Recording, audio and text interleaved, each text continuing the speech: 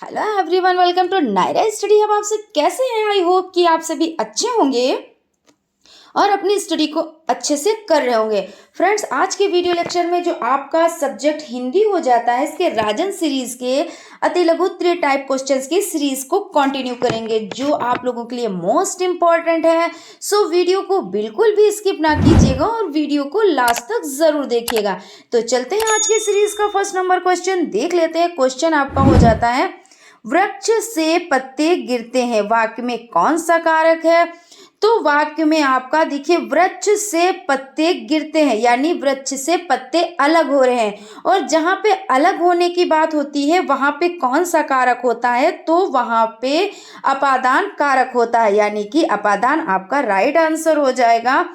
कंठ ध्वनियां कौन सी होती हैं? तो कंठ, देखिए इसमें क्या होता है, कंठ होती हैं, तालु होती हैं, मूर्धा होती हैं, दंत होती हैं, ओष्ठ होती हैं, नासिका होती हैं।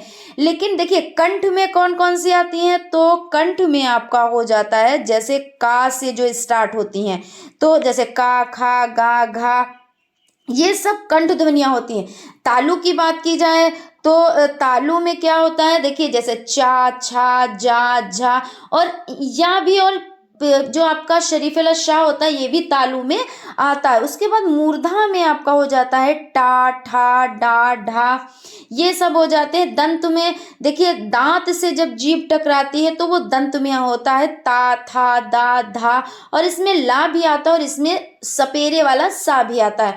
और ओष्ठ यानी ओठ, जब आप कोई वर्ड बोलेंगे यानी अक्षर बोलेंगे तो जब ओठ से ओठ टकराती यानी पा, आपने पा बोला तो दोनों होठे टकराए ना, तो पा, फा, बा, भा, तो इस तरह से ये ओष्ठ हो जाती है। नासिका में जैसे हो जाता है जो नाक से वर्ड, जैसे अड़ा, इया, अड़ा, गणित वाला अड़ा, ना, मा, तो ये सब क्या हो जाते हैं? ये नासिका हो जाते हैं। तो इस तरह से यहाँ पे क्वेश्चन क्या किया गया है कि कंठ ध्वनियां कौन सी होती हैं? तो का, खा, गा, घा, ये सब क्या हो जाती हैं? तो ये कंठ ध्वनियां हो जाती है और इसमें हा भी शामिल है, ठीक है ना। क्वेश्चन है, हार शब्द में उपसर्ग जोड़ते हुए 2 शब्द बनाएं। अब आपको पता है उपसर्ग मतलब आगे, तो कोई ऐसा वर्ड बनाएंगे जो आगे जिसको जोड़े और उसमें हार लगाएं। तो जैसे पर हार, तो पर मतलब पर आपने आगे लगाया और प्लस हार तो है ही है, तो पर हार। और उप प्लस हार तो उपहार, यानी क्या पूछ रहे हैं? तो उपसर्ग यानी आगे वर्ड जोड़ना है आपको। उसके बाद क्वेश्चन हो जाता है, हितम मनोहारी चा दुर्लभम वचा, सूक्ति का हिंदी में अर्थ लिखिए। यानी क्या कह रहे हैं? हितम प्रिय वचन दुर्लभम, दुर्लभ है, यानी हितम मनोहारी चा दुर्लभम वचा, यानी क्या कह रहे हैं? हितकर प्रिय वचन दुर्लभ है। आप हित भी करें और प्यार से भी बोलना, ये एक साथ संभव नहीं है। आप अगर किसी को हित की बात बताएंगे तो वो हो सकता है सामने वाले को कड़वी बात लगे, है ना, और हो अहित बोलेंगे तो हो सकता है वो अच्छी भी लगे। कहते नहीं कि जैसे आप चापलूसी करें किसी की तो वो बातें सबको अच्छी लगती है, भाई आप बहुत अच्छे हैं, भले कोई नहीं भी सामने वाला जैसा है उसके अकॉर्डिंग आप नहीं बोल रहे हैं, आप मीठी मीठी बातें कर रहे हैं, उसकी तारीफ कर रहे हैं। बहुत लोग होते हैं जो बटरिंग करते हैं, लेकिन बहुत लोगों का मिजाज ऐसा होता है वो बटरिंग नहीं करता है, वो क्या कहता है? जो सच बोलता है। और सच जैसे कहते नहीं कि सच होता है कड़वा, तो जो कड़वा होता है तो उसमें यही चीज है, हितम मनोहारी चा दुर्लभम वचा। तो जब आप सच बोलेंगे, हित की बात करेंगे तो वो कड़वी ही आपको लगेगी, यानी दोनों चीजें संभव नहीं है, यहाँ पे ये चीज है। उसके बाद है, हिंदी गद्य साहित्य की किन्हीं 3-4 विधाओं के नाम लिखिए, अथवा हिंदी गद्य की 2 विधाओं के नाम लिखिए। तो देख लेते हैं, नाटक, एकांकी, निबंध, कहानी, ये सब हो जाते हैं। नदी एवं आकाश शब्द के 3-3 पर्यायवाची शब्द लिखिए। तो नदी देखिए, सरिता, तटनी, तरंगिणी, ये हो जाते हैं। आकाश का नभ, गगन, नंबर, अंबर, ये हो जाते हैं। विद्या शब्द पर संस्कृत भाषा में 2 वाक्य लिखिए। तो विद्या बहुविधा भवन्ति, विद्यम, विनयम, ददाति, ये आप लिख सकते हैं इस तरह से। मौन पठन के उद्देश्य क्या है? मौन पठन का उद्देश्य द्रुत गति से पठन का अभ्यास करना तथा छात्रों की बोध शक्ति विकसित करना। यानी मौन पठन से क्या होता है कि जब जो भी पढ़ रहा होता है उसको बहुत ज्ञान हो जाता है, उसके बाद वो क्या करता है, चीज़ों को शांति से पढ़ता है। तो जब वो शांति से पढ़ता है तो सामने वाला जो बैठा होता है आसपास में वो भी डिस्टर्ब नहीं होता है, प्लस वो मंथन करता है, मन ही मन में मंथन करता है, ये चीज़ हो जाती है। विद्या धर्मेण शोभते, सूक्ति का हिंदी में अर्थ लिखिए। तो विद्या धर्म को सुशोभित करती है, ये हो जाता है। वानरा फलानि खादन्ति का हिंदी में अनुवाद लिखिए। वानरा मतलब बंदर होता है ना। फलानि मतलब फल होता है, खादन्ति यानी खाते हैं, तो बंदर फल खाते हैं। बालका विद्यालयम गच्छन्ति का हिंदी में अनुवाद कीजिए। तो बालक विद्यालय जाते हैं, यानी बालका यानी बालक, विद्यालयम यानी विद्यालय, गच्छन्ति मतलब जाते हैं, तो बालक विद्यालय जाते हैं। स जनकेन सह गच्छन्ति का हिंदी में अनुवाद कीजिए। सह जनकेन, जनकेन मतलब होता है पिता, सह मतलब होता है साथ, सह मतलब साथ में, है ना। तो सा जनकेन सह गच्छन्ति जाते हैं, वह पिता के साथ जाती है, ये हो जाता है। रोहन कंदुकेन कीडति का हिंदी में अनुवाद कीजिए। रोहन, रोहना यानी रोहन नाम हो गया। कंदुकेन यानी गेंद, कंदुकेन यानी गेंद, कीडति मतलब खेलता है, रोहन गेंद से खेलता है। बालिका बालिके और सह धावंती हिंदी में अनुवाद लिखिए। तो बालिका यानी लड़कियां, बालिका यानी बालक लड़के के साथ खेलती है, सह धावंती मतलब साथ में खेलती है। उसके बाद आपका क्वेश्चन हो जाता है, राम शब्द का द्वितीय विभक्ति एक वचन का रूप लिखिए। तो राम शब्द का द्वितीय विभक्ति का एक वचन रामस, रामम हो जाता है। द्वितीय वचन की बात अगर की जाए तो रामू हो जाता है, ठीक है, यानी रावण हो जाता है और आपका रामू हो जाता है, इस तरह से हो जाता है। उसके बाद आपका है कवि शब्द का तृतीया विभक्ति और एक वचन का रूप लिखिए। तो कवि जो है तृतीया विभक्ति का कविना है, ठीक है ना, और कविभ्याम भी कह सकते हैं, क्या कवि, कविभ्याम, ठीक है ना, हलंत नीचे कविभ्याम। और चतुर्थ, अगर चतुर्थ विभक्ति की बात की जाए तो कव्य कविभ्याम हो जाता है। उसी प्रकार देखिए भानु शब्द का चतुर्थी विभक्ति और बहुवचन का रूप। तो चतुर्थी विभक्ति भानुभ्या, भानुभ्या हो जाता है, और प्रथम विभक्ति यानी चतुर्थी विभक्ति में बहुवचन ये पूछा गया है। और एक वचन की बात करें यानी एक वचन की बात करें तो भानवे हो जाता है, भानवे। और द्विवचन की बात की जाए तो भानुभ्याम हो जाता है, क्या हो जाता है, तो भानुभ्याम हो जाता है। उसके बाद आपका है पिता शब्द का प्रथमा विभक्ति और बहुवचन का रूप लिखिए। तो पिता शब्द का प्रथमा विभक्ति और बहुवचन का रूप पितरा हो जाता है। इसी तरह प्रथम ये आपका हो जाता है, और उसके बाद सेकंड आपका हो जाता है पितरो, पितृ हो जाता है। सेकंड क्या हो जाता है, तो पितरो हो जाता है। क्वेश्चन आपका है लता शब्द का द्वितीय विभक्ति और द्विवचन का रूप लिखिए। तो लता शब्द का द्वितीय विभक्ति लते होता है, और अगर प्रथम की बात की जाए तो लताम होता है, लताम। और अगर बहुवचन की बात की जाए, बहुवचन की बात की जाए तो लता, ल, ये यहाँ पे ला है। बहुवचन की बात की जाए तो लता, ये हो जाता है।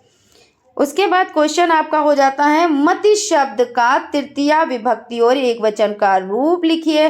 तो मति शब्द का तृतीय विभक्ति मत्या, और अगर सेकंड की बात की जाए द्वितीय विभक्ति तो मतिभ्याम। द्वितीय की क्या है, तो मतिभ्याम। और अगर बहुवचन की बात की जाए तो मतिभी, बहुवचन तो मतिभिया, ये हो जाता है, ये ठीक है ना। क्वेश्चन है नदी, नदी शब्द का चतुर्थी विभक्ति और बहुवचन का रूप लिखिए। तो नदी शब्द का चतुर्थी विभक्ति नदीभ्या, नदीभ्या। और अगर फर्स्ट की बात की जाए तो नधे हो जाता है, नधे। और सेकंड की बात की जाए तो क्या हो जाएगा, तो नदीभ्याम हो जाएगा। क्या हो जाएगा, नदीभ्याम, नदीभ्याम हो जाएगा। फल शब्द का तृतीय विभक्ति और एक वचन फल, तो फल शब्द का क्या लिखना है, तृतीय विभक्ति और एक वचन का रूप, तो फल फलेन। सेकेंड हो जाता है फलभ्याम, क्या हो जाता है, तो फलभ्याम हो जाता है, फलभ्याम हो जाता है। और सेकेंड क्या हो जाता है, फले, सेकेंड क्या हो जाता है, फले, फलेया। ये आपकी दो, ये भी सर्ग, फलेया। वारि शब्द का द्वितीय विभक्ति और बहुवचन का रूप, तो वारि शब्द का द्वितीय विभक्ति, द्वितीय विभक्ति तो वारिणी, वारिणी हो जाता है। फर्स्ट हो जाता है वारि, और आपका बहुवचन हो जाता है वारिण्या, वारि और ऋ, और ये वारिण्या। उसके बाद हो जाता है मधु शब्द का तृतीय विभक्ति और एक वचन शब्द लिखिए। तो मधु शब्द का लिख लेते हैं, कौन सा, तृतीय विभक्ति और एक वचन, तो तृतीय विभक्ति और एक वचन हो जाता है मधुना। और सेकंड की बात की जाए तो मधुभ्याम, क्या हो जाता है, मधुभ्याम हो जाता है।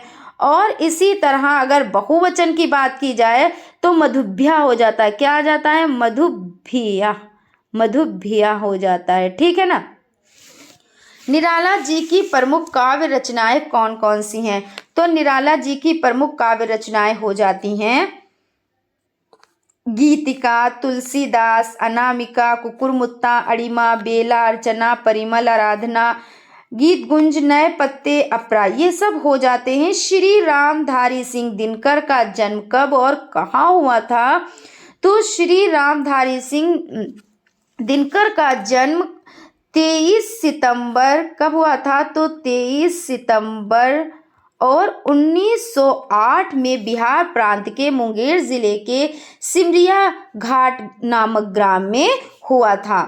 क्वेश्चन है, सूरदास जी का जन्म कब हुआ था एवं मुख्य रचनाएं कौन सी हैं, तो सूरदास जी का जन्म आगरा के निकट रूनकता नामक ग्राम में संवत 1535 और ये विक्रम संवत, ये सन हो जाता है 1478 ईस्वी में हुआ था। क्योंकि अगर ये आ जाए या ये आ जाए तो आप यही लिखें, वैसे जो आपका अतिलघुत्तरीय टाइप है तो आप दोनों लिखेंगे। ठीक है ना। इनकी प्रमुख रचनाएं सूरसागर, सुरसारावली, साहित्य लहरी है। टैगोर की प्रमुख रचनाएं कौन कौन सी हैं, रविन्द्रनाथ टैगोर की गीतांजलि के लिए सन 1913 में साहित्य का नोबेल पुरस्कार मिला था। आपने ही जनगणमन, अधिनायक जय है, राष्ट्रगान की रचना की थी तथा इसके अलावा आमार, सोनार, बांग्लादेश के राष्ट्रीय गीत की भी रचना की थी। मुंशी प्रेमचंद्र की प्रमुख रचनाएं कौन कौन सी हैं, अब देख लेते हैं मुंशी प्रेमचंद्र की प्रमुख रचनाएं। तो इसमें हो जाती हैं गबन, गोदान, कर्मभूमि, रंगभूमि, सेवा सदन आदि उपन्यास तथा नमक का दरोगा एवं पूस की एक रात कहानियां प्रमुख हो जाती हैं। रमेश उपाध्याय का सामान्य परिचय दीजिए। आधुनिक हिंदी कहानीकारों में रमेश उपाध्याय का नाम उल्लेखनीय माना जाता है। इनका जन्म एटा जिले के वधारी गांव में हुआ था। इन्होंने साप्ताहिक हिंदुस्तान तथा नवनीत में उप संपादक के पद पर कार्य किया था। इस समय आप दिल्ली विश्वविद्यालय में शिक्षण कार्य कर रहे हैं। नदी के साथ शेष इतिहास, बदलाव से पहले तथा पेपरवेट नामक विशेष उल्लेखनीय हैं। डॉक्टर राजेंद्र प्रसाद पर संक्षिप्त टिप्पणी लिखिए। डॉक्टर राजेंद्र प्रसाद उन महान पुरुषों में से थे जो बहुमुखी प्रतिभा के धनी होते हैं। वे किसान के सादगी पसंद बेटे थे, हाईकोर्ट के निर्भीक वकील थे, भारतीय स्वतंत्रता संग्राम के अग्रणी नेता थे, स्वतंत्र भारत के प्रथम राष्ट्रपति थे और हिंदी के अनन्य भक्त एवं सजग साहित्यकार थे। और इनका जन्म 3 सितंबर कब हुआ था, तो 3 सितंबर 1884 कब हुआ था, तो 1884 को बिहार में हुआ था ना, बिहार में। उसके बाद क्वेश्चन आपका हो जाता है, और इनके पिता का नाम जान लेते हैं। तो पिता का नाम था महादेव सहाय, ठीक है ना। श्री रामचरितमानस नामक काव्य की रचना किसने की थी? तो श्री रामचरितमानस नामक काव्य की रचना गोस्वामी तुलसीदास ने की थी।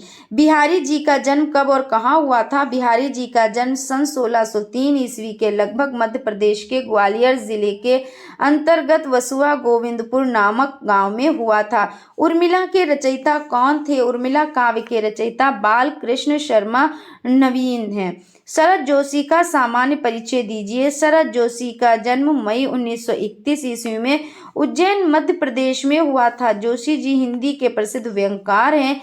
एक गदा उर्फ अलादाद खां, अंधों का हाथी आपके प्रसिद्ध नाटक है। परिक्रमा किसी बहाने, जीप पर सवार, इलिया रहा, किनारे देख, दूसरी सतह पर इनके प्रमुख व्यंग्य हैं। आपका निधन सितंबर 1991 को हुआ था। इस तरह से आपका हो जाता है, ये कंप्लीट हो जाता है। शिव मंगल सिंह सुमन का साहित्यिक परिचय दीजिए। शिव मंगल सिंह सुमन का जन्म 1916 ईस्वी को उत्तर प्रदेश के उन्नाव जिले में हुआ था। आपके काव्य संग्रह हैं हिल्लोल, पर आंखें भरी नहीं, जीवन के गान, प्रलय सृजन और विश्वास बढ़ता ही गया, ये हो जाते हैं। राम नरेश त्रिपाठी का सामान्य परिचय दीजिए। राम नरेश त्रिपाठी जी का जन्म 1881 ईस्वी में उत्तर प्रदेश प्रांत के जिला जौनपुर के कोयरीपुर ग्राम में हुआ था। आपकी रचनाओं में नवीन आदर्श और नवयुग का संकेत दिया गया। आपके द्वारा रचित पथिक मिलन नामक खंडकाव्य लोकप्रिय है। सन 1962 ईस्वी में आपका देवसान हुआ था। क्वेश्चन हो जाता है, महादेवी वर्मा की प्रमुख साहित्यिक रचनाएं कौन सी हैं?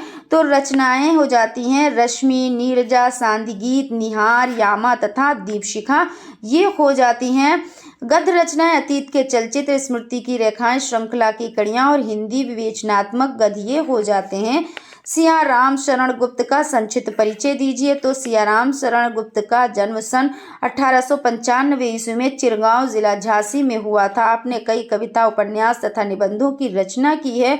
इनके उपन्यासों में नारी की सहनशीलता, आदर्श और सरलता का वर्णन है। इनकी प्रसिद्ध रचनाएं मौर्य विजय, ध्रुवाचल, आत्मोत्सर्ग, गोद नारी आदि हैं। रसखान की रचनाओं का संक्षिप्त वर्णन कीजिए। रसखान की सुप्रसिद्ध काव्य रचनाएं सुजान, रसखान, प्रेम वाटिका, राग रत्नाकर। सरदार पूर्ण सिंह का सामान्य परिचय दीजिए। सरदार पूर्ण सिंह का जन्म सन 1881 ईस्वी में हुआ था तथा इनका निधन सन 1931 ईस्वी में हुआ था। इनके प्रमुख निबंध मजदूरी और प्रेम, सच्ची वीरता, आचरण की सभ्यता, ये हो जाते हैं। क्वेश्चन है इसमें समझ लेते हैं कि सरदार पूर्ण सिंह, ये हो जाता है आपका।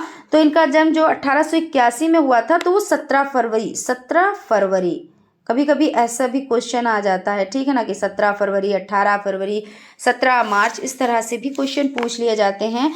सर्वेश्वर दयाल सक्सेना का जन्म कहाँ हुआ था? तो सर्वेश्वर दयाल सक्सेना का जन्म 1927 ईस्वी में बस्ती में हुआ था, यानी उत्तर प्रदेश के बस्ती जिला में हुआ था, ठीक है ना। नागार्जुन का संक्षिप्त परिचय दीजिए। वेदनाथ मिश्र, नागार्जुन का जन्म कब हुआ था? तो 1910 इसमें दिए हुए हैं, जबकि 30 जून 1911 में बिहार के दरभंगा जिले में हुआ था। युगधारा, प्यासी पथरा, यहाँ के सतरंगी पंखों वाली, इनकी प्रसिद्ध काव्य रचनाएं हैं।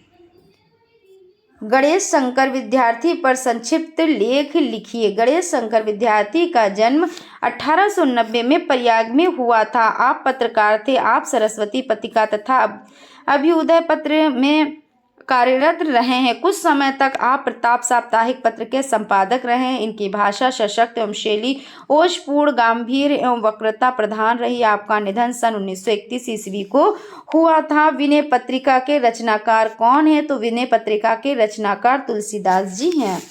आधुनिक युग के प्रमुख कवियों के नाम लिखिए। तो आधुनिक युग के प्रमुख कवि हैं अयोध्या सिंह उपाध्याय, हरिओद, महादेवी वर्मा, जयशंकर प्रसाद, भारतेंदु हरिश्चंद्र। विसर्ग, हलंत तथा अनुस्वार का चिन्ह बताएं। तो विसर्ग का चिन्ह देखिए आपका ये हो जाता है। तो इस तरह से ये विसर्ग का चिन्ह हो जाता है। और आपका हो जाता है, देखिए कौन सा, हलंत। तो हलंत का जैसे आप कोई वर्ड लिखते हैं, ठीक है ना, नीचे इस तरह से लगाते हैं, और का को हटा दें अगर, तो भाई चिन्ह सिर्फ बताना है तो इस तरह से आप लगा दें। और अनुस्वार, अनुस्वार यानी एक ना, यानी एक बिंदी, तो इसी तरह से तो लगाएंगे ना, तो इस तरह से आप लोग लिख सकते हैं। बालका सा तथा अश्वा में लगा चिन्ह, ये जो चिन्ह लगा हुआ है, जैसे बालका लिखा है, बालका ये बिंदी लगी हुई है दो, है ना, फिर इसमें सा है तो ऐसे दो बिंदियां लगी हुई हैं। और देखिए अश्वा लिखा हुआ है, अश्वा लिखा हुआ है तो इसमें दो बिंदियां लगी हुई, कह रहे हैं ये बिंदियां जो हैं ये क्या कहलाती हैं, तो ये विसर्ग कहलाती हैं, है ना। तो इस तरह से ये आपका आंसर हो जाता है। छात्र विद्यालय स्वागतम प्रत्येक फलम में उचित विसर्ग एवं हलंत का प्रयोग कर सही शब्द बनाएं। तो देखिए छात्र तो छात्रा, यानी इसमें उपसर्ग लगेगा, है ना, विसर्ग यानी विसर्ग लगेगा। और विद्यालय तो विद्यालय, विसर्ग। और स्वागत, तो जब स्वागत होता है, स्वागतम लिखा जाता है ना, तो यानी हलंत। तो देखिए मालक के और हलंत। प्रत्येकम हलंत, फलम हलंत, इस तरह से हो जाता है। शुक्ल युग या प्रसाद युग के दो नाटककारों के नाम लिखे, जयशंकर प्रसाद और डॉक्टर रामकुमार वर्मा, ये हो जाते हैं। हिंदी के किन्हीं 5 एकांकीकारों के नाम बताइए, तो विष्णु प्रभाकर, उपेंद्र नाथ अश्क, डॉक्टर रामकुमार वर्मा, उदय शंकर भट्ट, भातेंद्र हरिश्चंद्र, ये हो जाते हैं। हिंदी के प्रमुख जीवनी लेखकों के नाम बताइए, बाबू गुलाब राय, विष्णु प्रभाकर, रामविलास शर्मा, अमृत राय, ये हो जाते हैं। महादेवी वर्मा की किन्हीं 5 रचनाओं के नाम बताइए, नीरजा, निहार, दीपशिखा, यामा, रश्मि, सांध्य गीत, ये हो जाते हैं। सूरसागर, सुरसारावली तथा साहित्य लहरी के रचनाकार कौन हैं, तो सूरसागर, सुरसारावली तथा साहित्य लहरी के रचनाकार सूरदास जी हैं। अनिवार्य संस्कृति में उच्चारण दोष के 2 प्रमुख कारण बताइए। उच्चारण दोष के 2 प्रमुख कारण हो जाते हैं, देखिए वर्णों के उच्चारण को करते समय जीभ को दबाना तथा वर्णों को मुख में काट देना, वर्णों को बोलते समय नाक में से सुर निकालना, ये हो जाते हैं। नीति का कोई श्लोक लिखिए, नीति का श्लोक कह रहे हैं ना, रूप यौमन संपन्ना विशाल कुलम संभवा विद्याहीना न शोभन्ते दीर्घधा एवं किंशुकः, यानी व्यक्ति चाहे कितना भी रूपवान हो, यानी रूप यौवन संपन्ना, यौवन में परिपूर्ण हो, उसे किसी भी महान कुल में जन्म लिया हो, विशाल कुलम संभवा, यानी कितने भी ऊंचे कुल में जन्म लिया हो, विद्याहीना ना शोभन्ते, यानी यदि वो विद्या रूपी धन से वंचित है, यानी वो शोभित नहीं है, वंचित है, तो निर्गदा एवं किंशुकः, यानी उसकी वही स्थिति होगी जैसे बिना सुगंध के टेसू के फूल की होती है। तो आप इसको बहुत अच्छे से याद कर लीजिए, क्योंकि ये श्लोक भी याद कर लीजिए, प्लस जो इसका हिंदी अनुवाद है उसको भी याद कर लीजिए, ठीक है ना, क्योंकि भाई इस तरह के क्वेश्चंस तो आपको याद ही करने रहेंगे। कहानी के 2 प्रमुख प्रकारों के नाम लिखिए। कहानी के 2 प्रमुख, ऐतिहासिक कहानी तथा धार्मिक कहानी, और ऐसे भी वास्तविक कहानी और काल्पनिक कहानी। स्वर्ण शब्द का पर्यायवाची लिखिए, तो स्वर्ण सोना, कनक, कंचन, स्वर्ण, हेम, जात रूप, ये सब क्या हो जाते हैं, स्वर्ण शब्द के पर्यायवाची हो जाते हैं। श्लेष अलंकार की परिभाषा। श्लेष अलंकार देखिए, एक शब्द के साथ अन्य अर्थ लगे हुए हों, जहां किसी शब्द के एक बार प्रयुक्त होने पर एक से अधिक अर्थ होते हैं, वहां श्लेष अलंकार होता है। यहाँ पे ऐसे कह सकते हैं, जहां पर कोई शब्द एक ही बार आता है लेकिन उस शब्द के अर्थ भिन्न भिन्न निकलते हैं, तो उसको क्या कहते हैं, तो श्लेष अलंकार कहते हैं। जैसे रहीमन पानी राखिए, बिन पानी सब सून, पानी गए न उबरे, मोती मानस चून, यानी यहाँ पे क्या है, इसमें पानी के 3 अर्थ है। देखिए पानी ही हर जगह पे है, लेकिन पानी का अर्थ हर जगह पे अलग है। देखिए एक पानी का क्या अर्थ है, मोती के पक्ष में, दूसरे पानी का जैसे कहते नहीं कि आप में पानी नहीं है क्या, वो चीज की प्रतिष्ठा मनुष्य के पक्ष में, तथा जल आटे के पक्ष में। तो पानी रहीमन पानी राखिए, बिन पानी सब सून, पानी गए न उबरे, मोती मानस चून, इस तरह से हो जाता है। प्र उपसर्ग से बनने वाले दो शब्द। तो प्र उपसर्ग मतलब आगे, तो जो आगे आप शब्द जोड़ेंगे उसमें हो जाएंगे, वो उपसर्ग होंगे। तो प्रगति, पर पोत्र, इस तरह से आप बहुत सारे बना सकते हैं। जो पुरुष अभिनय करे वाक्यांश के लिए एक शब्द यानी नायक होता है ना, जो अभिनय करे अभिनेता, नायक। तत्र एकः विशालः सरोवरः अस्ति का हिंदी में अनुवाद कीजिए। तत्र एकः विशालः सरोवरः यानी यहाँ एक विशाल तालाब है। विशाल मतलब बड़ा, विशालः, सरोवरः मतलब तालाब है ना, तो यहाँ एक विशाल तालाब है। हरि शब्द का तृतीया विभक्ति और एक वचन रूप लिखिए।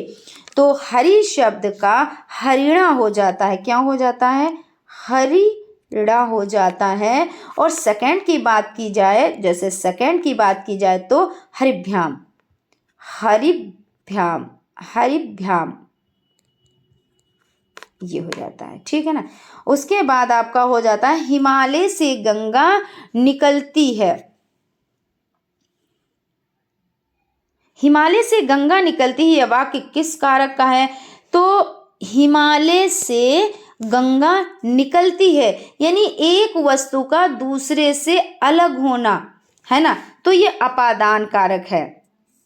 और जैसे होता है पेड़ से पत्ते गिरते, वृक्षात् पत्राणि पतन्ति, तो पत्ते क्या हो रहे हैं? पेड़ से अलग हो रहे हैं, यानी अपादान कारक है। पुष्प शब्द के 4 पर्यायवाची शब्द लिखिए। तो सुमन, कुसुम, फूल, प्रसून ये हो जाते हैं। संधि सुगम, सूक्ष्म एवं स्वतंत्र शब्दों के विलोम शब्द लिखिए। संधि विग्रह है ना, विच्छेद, सूक्ष्म स्थूल, सुगम दुर्गम, स्वतंत्र प्रतंत्र। नयन एवं नायक शब्दों का तो संधि विच्छेद करना है ना। तो नयन देखिए इसमें कोई मात्रा नहीं लगी है, तो ना में एक ही मात्रा प्लस अन, नयन, तो अयादि संधि। और नायक में देखिए एक मात्रा लगी है, तो नय प्लस अक, ना में 2 मात्राएं ऊपर, आय की मात्रा प्लस अक, ये भी अयादि संधि आपकी हो जाती है। क्वेश्चन है सम उपसर्ग लगाकर 4 शब्द बनाएं। तो सम, तो जैसे संगीत, सम प्लस गीत तो संगीत, सम प्लस ये जो माँ बना है वो आधा है, और आधा माँ किसका काम करता है? तो अंक की बिंदी का भी काम करता है ना, और आधा माँ तो आधा माँ है। तो सम्मान तो सम्मान हो गया। सम यानी संचार, अब ये माँ है तो ये अंक की बिंदी का काम कर रहा है ना, तो समचार यानी संचार। समर्थ यानी समर्थ। शब्द किसे कहते हैं? एक या अनेक अक्षरों के योग से बनते हैं, उनको शब्द कहते हैं। क्योंकि भाई जब अक्षर जुड़ते हैं तभी तो शब्द बनते हैं, और जब शब्द बनते तो क्या होता है? तब वाक्य बनते हैं। इस तरह से विस्तृत होता चला जाता है। शब्द बने तो शब्द जुड़े तो वाक्य बने, शब्द जुड़े तो क्या हो, जैसे आपके जो शब्द जुड़े तो एक शब्द एक अनेक अक्षरों के योग से बनता है, तो अक्षर जुड़े तो शब्द बने, शब्द जुड़े तो वाक्य बने, ऐसे, ठीक है ना। तो ये चीज हो जाती है। उसके बाद आपका हो जाता है जो अपने से उत्पन्न हो वाक्यांश के लिए एक शब्द लिखिए। स्वभू, छ संयुक्त वर्ण किन 2 वर्णों से मिलकर बना है? तो का प्लस शा, और का में हलंत भी होती है, तो ये क्षत्रिय वाला छाप का हो जाता है। पारलौकिक शब्द का वर्ण विच्छेद किए, देखिए पारलौकिक, तो पहले क्या है? पा, तो पा को देखिए आधा यानी हलंत लगा के, और आ की मात्रा लगी ना, हो गया। फिर रा में छोटा आ, तो ये हो गया, और ला, फिर ओ की मात्रा, और का, और छोटी ई की मात्रा है, और क 2 बार है ना, और आ, तो क्या हो गया? पारलौकिक। इस तरह से हो जाता है आपका। फटी न जाके पाँव बिवाई, सो का जाने पीर पराई।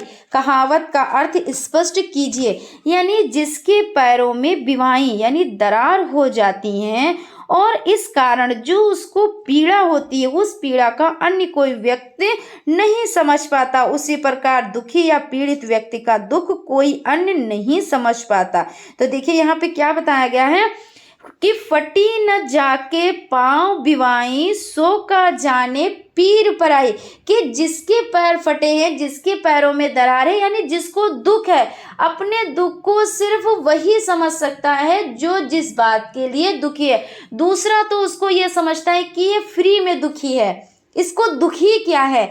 लेकिन जिसके पैर में बीमारी पड़ी होंगी, जिसके पैर फटे होंगे, वही उसका दर्द समझेगा। दूसरे के लिए तो बस ये है कि बस इसके पैर में हल्की सी दरार पड़ी है, इसमें क्या होता है। लेकिन दर्द तो उसी को होता है जिसको दुख मिलता है। तो यहाँ पे ये चीज बताई गई है।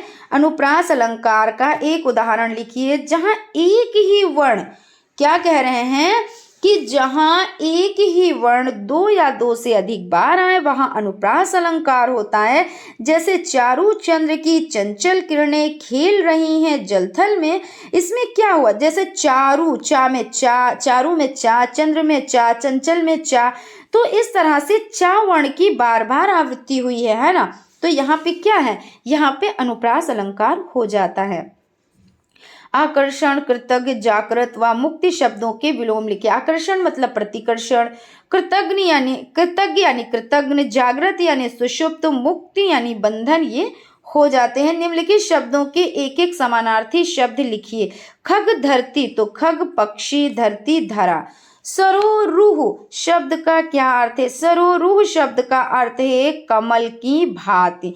तुलसीदास जी के गुरु कौन थे? तो नरहरिदास, नरसिंहदास, है ना। हिंदी गद्य की दो विधाओं के नाम लिखिए। तो नाटक, कहानी, उपन्यास, एकांकी, ये सब आप लिख सकते हैं। निम्नलिखित संस्कृत शब्दों के हिंदी में अर्थ लिखिए। तगाड़ मतलब तालाब होता है, नृपा मतलब राजा होता है ना। प्रकृति के सुकुमार कवि किसे कहा जाता है? तो सुमित्रा नंदन पंत जी को कहा जाता है। हलंत के प्रयोग से वर्ण या अक्षर आधा या पूरा दोनों में से क्या होता है?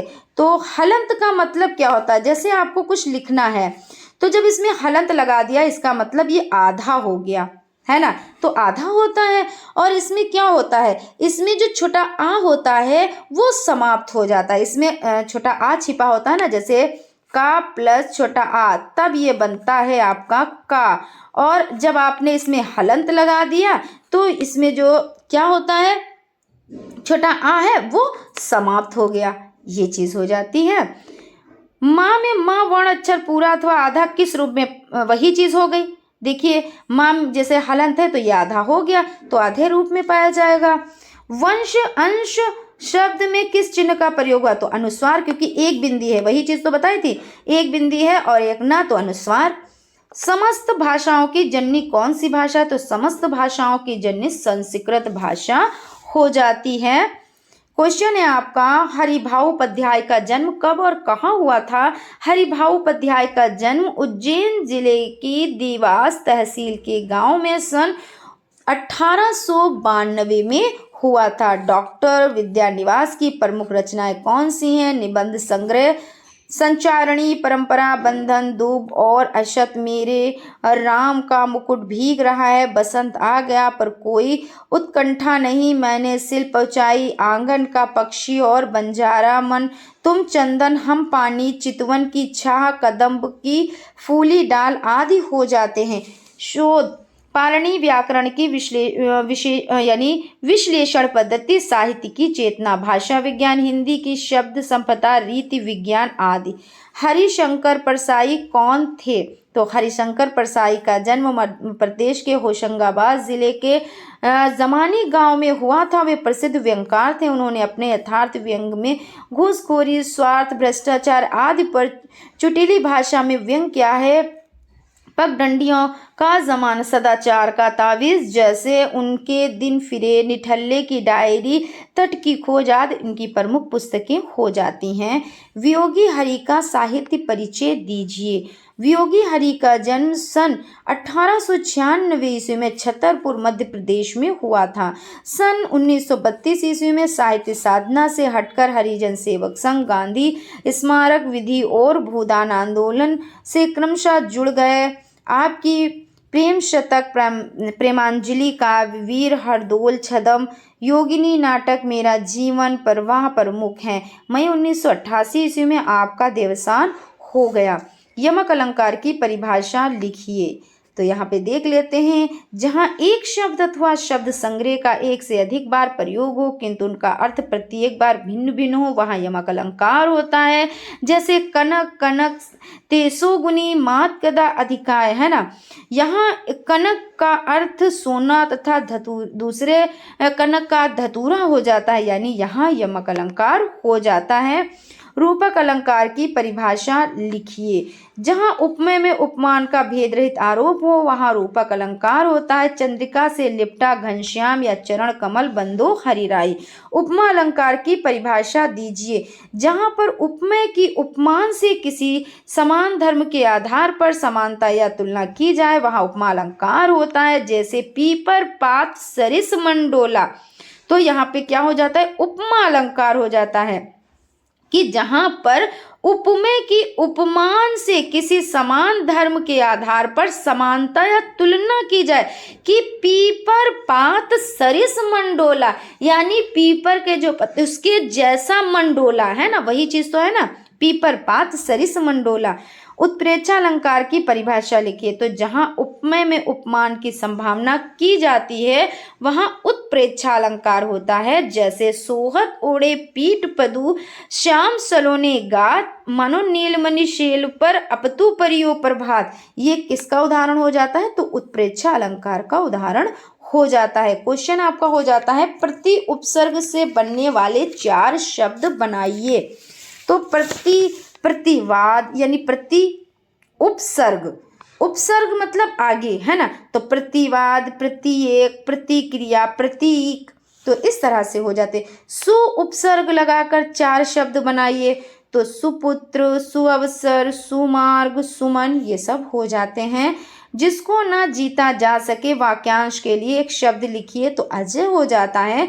जो सब कुछ जानता हो वाक्यांश के लिए एक शब्द लिखिए। तो सर्वज्ञ हो जाता है।